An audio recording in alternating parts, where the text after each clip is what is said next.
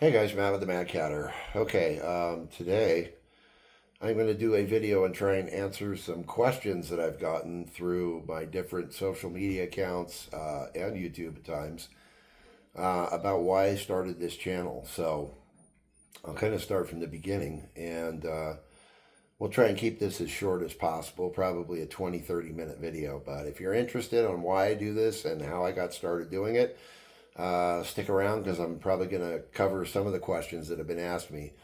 Um, so, my entire life I've been a reptile guy. So I was into herpetology. If people know what that is, it's the study of reptiles and amphibians. And all my life I had huge reptile collections: pythons, boas, monitor lizards. Even had illegal things, a lot of different venomous snakes from all over the world.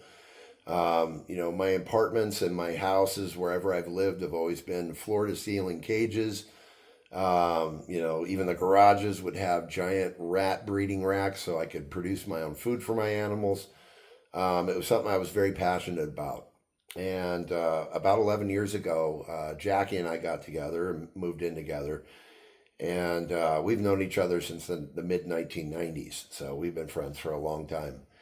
Um, and Jackie's not really a reptile person. So that was kind of put off. And shortly after us living together, we decided to get a cat. And Jackie's had cats in the past, and so we got a cat. And at first, I wasn't really, sure about it. To me, cats and dogs were like normal people pets. I was a reptile guy. If you know reptile people that are really into reptiles, then you know that they're kind of a different type of people. So kind of cats and dogs were kind of like normal people pets to me. I wasn't really interested in them. If it couldn't, inflict a serious bite on me, I wasn't interested in it. But we got this cat, and our first cat, who happens to be walking by right now, his name was Darby. And this was about 8 years ago. So we got Darby, and within a short period of time, we realized that Darby needs a little friend because, we've got a good sized house, 4 bedrooms. And Darby seemed kind of lonely. And back then, we kind of used to leave the house and go out and do things and have a life. And so we got Darby a friend, and that friend was Riddick. And actually, they were really close buds for the first couple years. Darby now bullies Riddick. He's turned into quite the little bully. And from there, we had a friend that realized we'd taken in a couple cats in the last past year. Said, "Hey, I've got this cat that was returned to my rescue," and the woman brought it back the next day because her husband had punched the cat. It was a kitten at the time. In the face for getting on the couch, and she did not want her husband around the cat. I don't know why she didn't just get rid of her husband. That would have probably been a smarter idea. Um, but we'll leave that alone. So anyway, she invited us over to her house. She lived, pretty close to us, and we met Obi, and we're like, absolutely, we'll take him. By this time he was about 8 months old, and we just felt so bad for him. Like, how could a grown man punch a kitten for getting on the couch? And so we took Obi, and we committed to keep him. Yeah, we weren't going to foster him. We wanted to keep him. Come on, Darb, look out. Darby sniffing my monopod. So we ended up, taking Obi, and that put us at 3. And within a very short period of time, some people in rescue we know came by, and they had a bunch of kittens that were going up for adoption someplace. I don't know. And I was holding one of the kittens, and I've also got like little cat skirmishes going on right now, so I have to keep an eye on it. Um, one of the little kittens that I was holding caught my attention, and I said, "We got to have this cat." That's back when we could afford to do that. Just randomly take a cat and say, "Up, we're keeping it." We can't do that anymore, unfortunately. So that's how we got Leia, and Leia was teeny. Leia was just a little baby, and we also ended up adopting another cat that a rescue was having trouble finding a home for. His name was Axel, and he was amazing. He was a little orange, ginger tabby, and he was just the sweetest cat. But as he hit about 2 years old, he just did not like the other cats, and he actually ended up sending one of our other cats to the emergency vet. So we realized that he was unhappy, and we contacted the rescue and said, "Look, he's miserable here." So they took him back, and he went with a great woman. A great woman adopted him, and the rescue, who knew us, said, "Hey, look, these people that had to put him up, had to bring him back. They really love him. They want to know he's okay." And so the woman was like, "Yeah, I'll talk to these people." So the very next day after he got adopted, she was sending us pictures and video, and her and Jackie actually became really good friends, and they're friends to this day. And every day we get our Axel updates, and she kept his name, and she absolutely loves him. He went to a great home. So we were really happy about that. So every day Jackie talks to this woman and gets Axel pictures and videos, and so it's amazing. Um, and one thing led to another within a very short period of time. Uh, we adopted, or we agreed to foster another kitten that would have been ended up being euthanized if we didn't take her in, because there was nowhere else for her to go. She was just a little kitten. Her name was Marley, and within about 3 weeks, we knew something was wrong with Marley. She was very sick, very lethargic. So the rescue came back, picked her up, took her to the vet, and it turned out to be, I can't remember the name of it, I can't remember what she had, but it was something that was fatal, and she had to be euthanized. So we were heartbroken. It was unbelievable. It was so sad.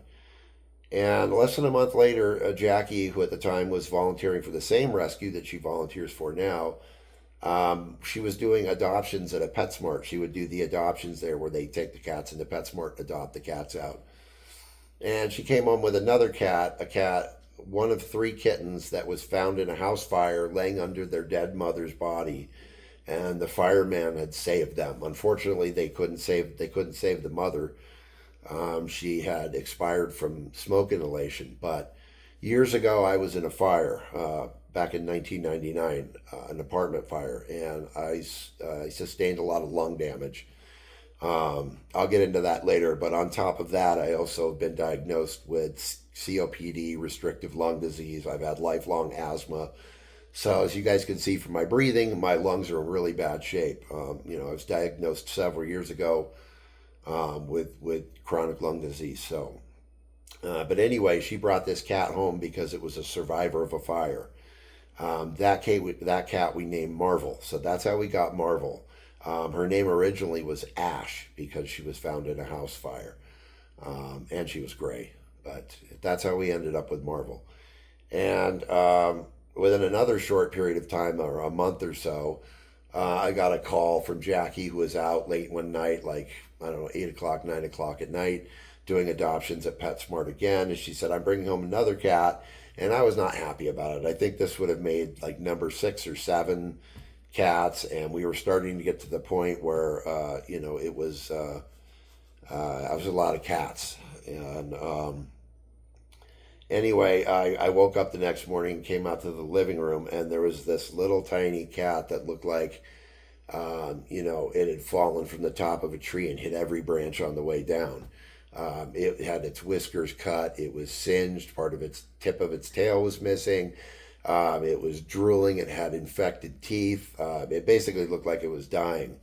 And I was like, "Oh my God, what have we gotten into?" And not to mention that when I went in to make my coffee, the cat had, taken a crap in the middle of our living room. So I was not happy about this. But I went and sat and had my coffee on the couch, and this little cat came in meowing and crawled up on my chest and was purring, and I fell in love with her. And that cat was Gizmo. So Gizmo had come from a hoarding situation where the old woman had died, and her daughter had thrown all of her cats out onto the street. And a good friend of ours who's done cat rescue forever, Joe Hamrock, was out there at night trying to round up all these cats and trap them. And the next day he went back and he found Gizmo under a dumpster on the street, trying to get into some type of food. and he saved her, and he took her to PetSmart to turn over to the rescue, to get her some help. And Jackie absolutely fell in love with her. And we took her to the vet. We got her teeth pulled. We had to do a fundraiser with a couple different rescue groups. We got her teeth pulled. And we found out at the time, I think she was 18 years old or something, 17 years old. And she she ended up being one of my favorite cats. So that's how we got Gizmo. And then we took in a couple other cats that were born down the street, that were born of feral parents, that kept coming to our house. One of those was Baby, our little calico, and the other was Fluffy. And Fluffy is the white fluffy cat with a couple brown markings on her and the little heart patterns on her face with the black nose and the blue eyes. That's Fluffy. And these two cats came from the same litter that Callie Jr. and Bugsy came from. So, we took them in, and eventually we ended up fostering a couple cats for some friends of ours who run a great senior cat rescue and sanctuary called Silver Whiskers Feline Rescue. So we took in Diddy and Cassie. And unfortunately, a year ago, Diddy passed away from kidney failure. He was in kidney failure. So, we spent the last few months of his life giving him bags of saline, hydrating him, trying to keep him alive as long as we could. It was really brutal, and it was really sad to say goodbye to him. It was right now. I've got a photograph, probably 24 by 18 on the wall. It's one of those glass pictures where they print the image of a photograph that I took out on a piece of glass, and then they mat it and you frame it on the wall. So it's beautiful. But we've got him there with his ashes, and it was really hard. That was the hardest thing I'd ever gone through. And so then lastly, we took in a cat from the colony that I was filming at, who had horrible infected teeth. He had lost so much weight. He was dying. He was literally dying. If we didn't grab him within a week or two, he would have probably passed away. He wasn't able to eat any food, um, because of, how infected his mouth was. And with some great rescues who stepped in, they did some fundraising. They got all his teeth extracted, and he came to live with us. And we wanted to keep him. And his name is Louie. That's how we ended up with Louie. We also have Duke out back. Duke was part of a bunch of feral cats out in a wash in Henderson, I believe, or somewhere. And the woman really wanted to get him off the street because he was sociable, he was friendly. And we had a big catio out back, so we agreed to take him. Then we found out that he had FIP, wet FIP, which up until recent times was fatal, but they do have a treatment for it now, a medicine that's really expensive. So again, another great rescue. A friend of ours, the Silver Whiskers Feline Rescue, stepped forward and agreed to, take over him, and he will be going to live with them shortly. But we've had him out there for probably 6 months.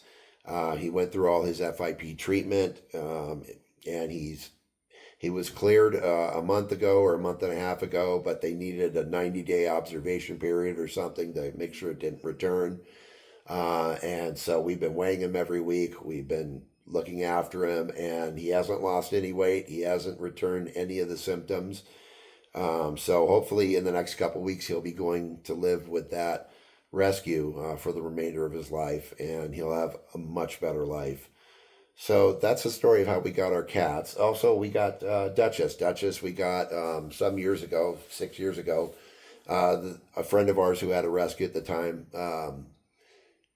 we got Obi from her, called us and said, we've got this feral mama cat that was just rescued. She had her kittens. The kittens were all weaned and put up for adoption, but we've got nowhere to release her because she was found in an area with a really busy street. And we're afraid if we release her there that she'll eventually get hit by a car. Can you guys acclimate her to your back patio and see if she'll stick around your house and kind of look after her as a feral? So we agreed. We put her in a large like catio thing for about a month, and she's been with us ever since. She's, our back patio is her territory, and unfortunately, she doesn't allow other female cats to come back there. Um, Male cats come and go. They eat on our back table, under our back patio. We have a covered, patio covering that goes over our entire patio, and we feed out there at night. We also feed out front in a feeding station. But that's how we ended up with Duchess. So Duchess, is our local feral. Eventually, if we get more room, or financially, if things improve, we will try to bring Duchess inside so that I can probably bring Callie Jr. over and get her acclimated. I'd rather have her on this side of the street than running back and forth. Um, who knows? Her and Bugsy, they get along sometimes, but Bugsy's kind of a bully. I'd like to get them both over here, so there's no more running across the street. But it's quite expensive. Taking care of all these cats is expensive, and unfortunately, we're not able to take care of every cat we come across. That's kind of another thing that people have asked me. Why don't you feed this cat? Why don't you take care of this cat? Why don't you help this cat get veterinary care? All the rescues, and the people that are able to do veterinary treatment for cats, they're overflowed right now with cats. There are just too many cats, and there's not enough money coming in. We've had a bad economy for several years, and hopefully it gets better someday. But donations aren't coming in like they used to. It's not easy to be able to fundraise for, there's no way we could fundraise for every cat that needs help. I've had people ask me on YouTube. Somebody posted it a week ago or 2 weeks ago. Why don't you just sell your camera equipment and feed these cats? Well, most of the cats that I film are fed. Um, the ferals in our area, the different colonies that we have about 3 or 4 in our area. They all have caretakers. They all have food and water access 24 hours a day. So if I ran out and sold all my camera equipment, I only have one camera left, one camera and one lens left. I was able to get this phone by selling my other camera and a couple lenses, and this is what I use as my main camera now. But once that money's gone, I'm on a very limited budget, as is Jackie. Jackie has RA; she's disabled as well. If you know about RA, it's terrible. It's a really debilitating disease. Luckily, it's not very progressed for her. She's not in the end stages of it. But still, it's really hard for her to do a lot of things that she was just able to do a couple years ago. But we're not able to afford that. So, people don't realize how expensive it is to treat cats. Just a simple vet visit can be hundreds of dollars, and we don't have that.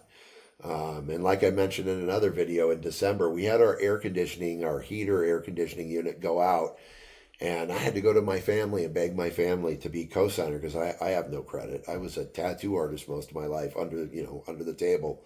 I never built up credit, so I had to go get a co-signer, and now we're in debt for a while, for the next 10 years probably, to pay off this air conditioning unit. But we could never have cats without an air conditioning unit where we live. I mean, it gets 110, 115 degrees during the summer here, and this house would just be boiling. These cats wouldn't be able to make it. So, people say, well, what about feral cats? They make it. They're acclimated to being out there. These cats aren't. These cats are acclimated to being at these temperatures. And if you put them in those temperatures, without any, adjustment, those cats out there know how to get under houses where it's much cooler. They know how to get, into dark, cool places where they can hide from the heat. And the ones who don't, they end up dying. So that's another thing I've been asked about the channel, is, I don't show the most graphic stuff that I come across when I film. Um, you know, I just, I'm just not going to show it. I see a lot of sick cats. I see a lot of suffering cats, and the ones that are in bad condition, I do get on my phone right away, or I come home and I get on the laptop and I contact people and I say, hey, do we know anybody that can come get this cat? Can we do a fundraiser? Can we try and help it? I've done that numerous times. Unfortunately, some of the times when we do that, the cats don't even make it. Um, Sometimes when cats get sick, they hide, and sometimes they'll come out in the end stages of whatever they're suffering from. and you see them, and by then it's too late. Their eyes are shut from being infected. They're in terrible condition. Um, and it's not easy to get a feral cat, especially if it's sick.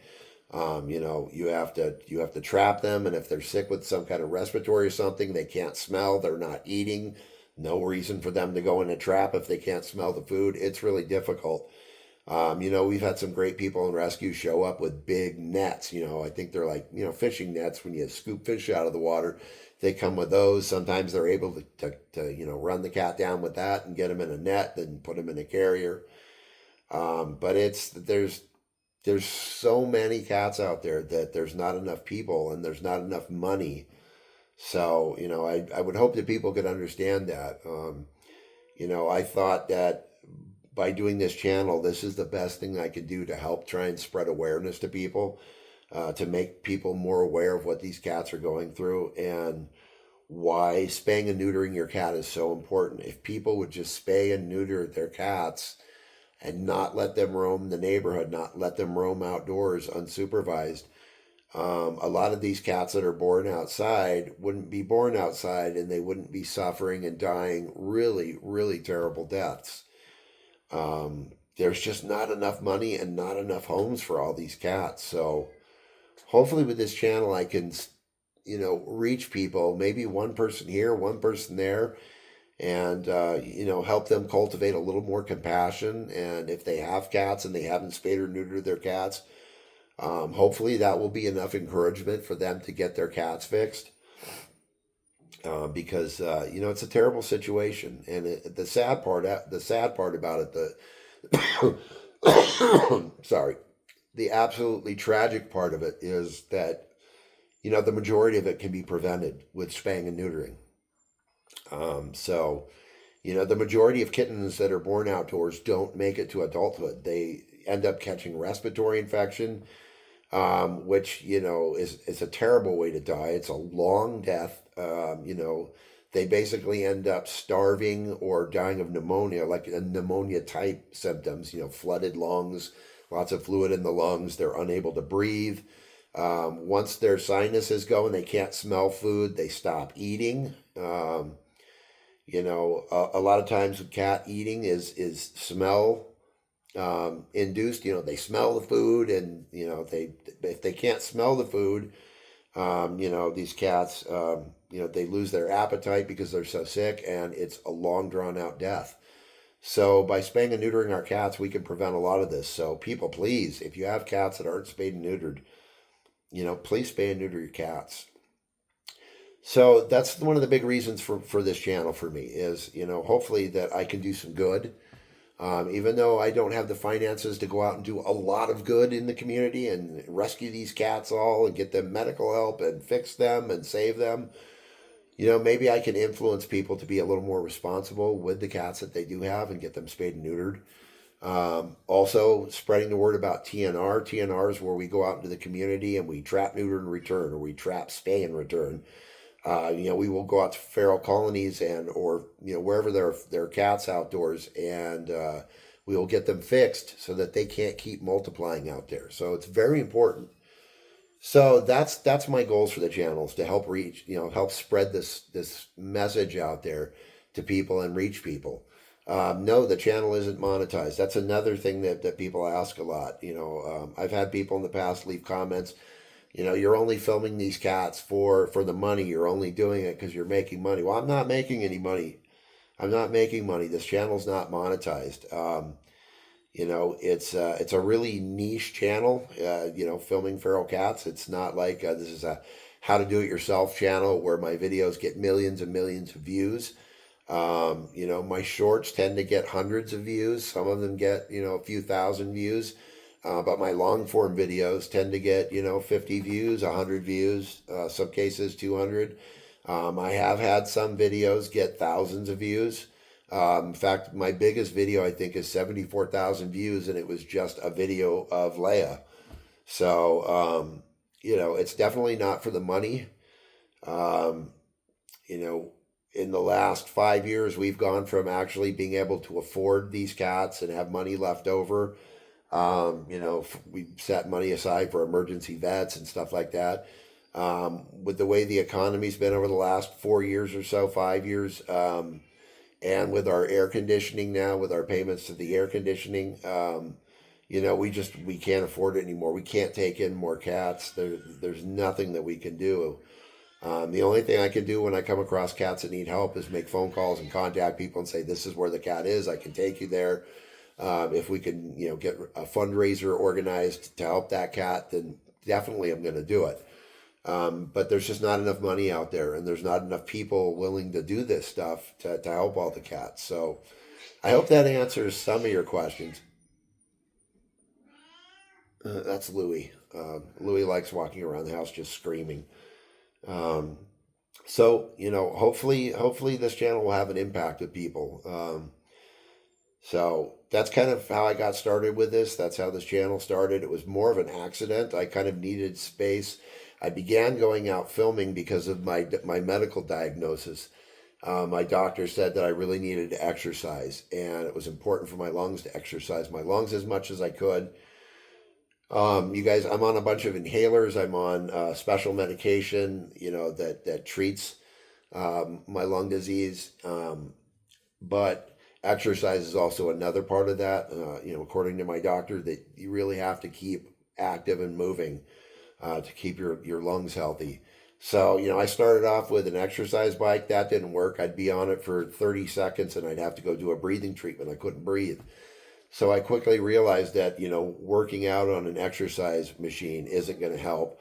And I started walking, and we already had cats. So, I love cats. And I knew that there was a colony. So I started making it a point to walk to this colony every day, to get that exercise. And I had an old camera. So I was going down there and I was taking pictures of the cats. And, I thought, well, why don't I just start shooting some video? And it was an old point and shoot camera. And, why don't I just shoot some video so I could take it home and show Jackie, and Jackie can kind of see the colony cats too. And then I started really getting into the videography and the photography aspect of it.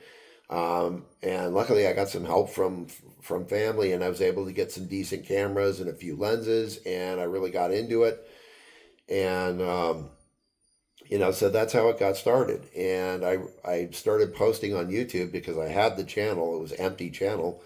And, I started realizing that people were starting to subscribe. They were watching these old videos, these old, 1080 HD videos that I was shooting on this little point and shoot camera.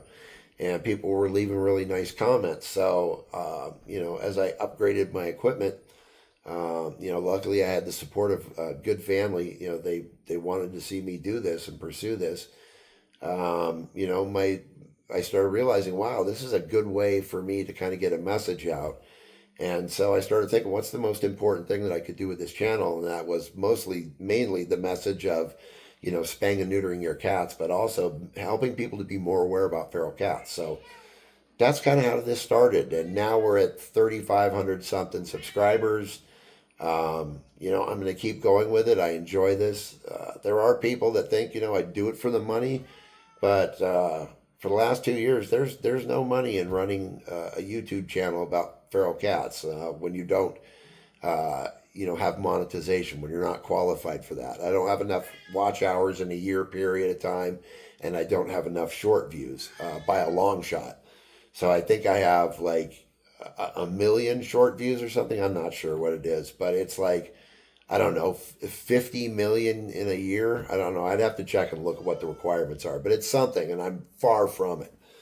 So I'm not really worried about that right now. So, as long as we're able to every month, feed the cats, feed our cats, and, have a little money left over for some dry food and a little bit of wet food for the outside ferals where we live in our backyard and our front yard. Um, if we have to, cut back on food or for us every month and I have to spend more time eating top ramen, I'm willing to do that because it doesn't matter. If we feed these guys, we got to keep feeding them. We got to take care of them. We got to be responsible. So, that's basically how the channel started. That's basically us in a nutshell, what we do. I thought I would share that with you. as I get more questions and I think people want to hear more about it, I'll do another video. But actually, there's enough material to do another video. But I'll leave that for another video. But I hope you guys enjoyed this. I hope it's kind of giving you a little insight into how the channel started. Why I do this. I absolutely love cats. So I went from being a reptile guy to being a cat guy, and I absolutely love these cats. Filming cats is something that I enjoy a lot, but it's heartbreaking. Like I said in the beginning of the video, you guys don't see a lot of what I see. I have to move dead cats off the street and put them on the sidewalk and call animal control to get them to come down and pick up the cat's body because they get hit by cars. A lot of times it's people's pets. They have collars on, people that have these indoor-outdoor cats. Absolutely irresponsible. I'm vehemently against that because I end up picking up their cats out of the street when they get hit by cars. People put poison out for cats. There are people out there that absolutely hate cats. They hate them with a passion. And they do evil stuff to cats. We've had the rescue with cats come through with little crossbow bolts through their bodies. People do horrible stuff to cats. So there's a lot of it that you guys don't see that is really heartbreaking to me. Every day when I go out and I go film, I dread when I turn that next corner. Please don't be a cat in the road. Please don't let there be a cat in the road. But by the same token, I love seeing the cats every day. I've gotten to know a lot of those cats, those feral cats that are out there. I look for different ones when I go to different places, and check up on them. So it's something I'm really passionate about. I love these cats. I know that if you're subscribed to the channel, you love cats too. You're fascinated by cats. So I want to take this opportunity to thank everybody for subscribing. Thank you guys for your support. Of the donations that have come in, thank you guys so much from the bottom of my heart. Without you guys, this channel and this little community that we've built wouldn't be here. It means the world to me. Thank you. I'm just absolutely grateful. Hopefully I've got quite a few years left in me that I'll be doing this. I'm going to do this as long as I can. Unfortunately, if there comes a day where I can't breathe well enough to walk down the street anymore, I may have to just start posting videos of our cats or the ferals that come out back or out front. But, as long as I can walk, I take lots of breaks. You don't see it on the films because I, just basically film the cats. But I take lots of breaks. I'll stop every time I see a short little wall. I'll sit down for a while and I'll pace myself. I have to take my emergency inhaler with me wherever I go. But as long as I'm able to do that, as long as I'm able to put together enough footage to edit and put these videos together and put them up on YouTube for you guys, I'm going to continue doing it. But thank you guys for all the support. It means the world. It really does. So until next time, remember to do something kind for cats, and I will see all of you guys in the next video. I hope you guys have an awesome week.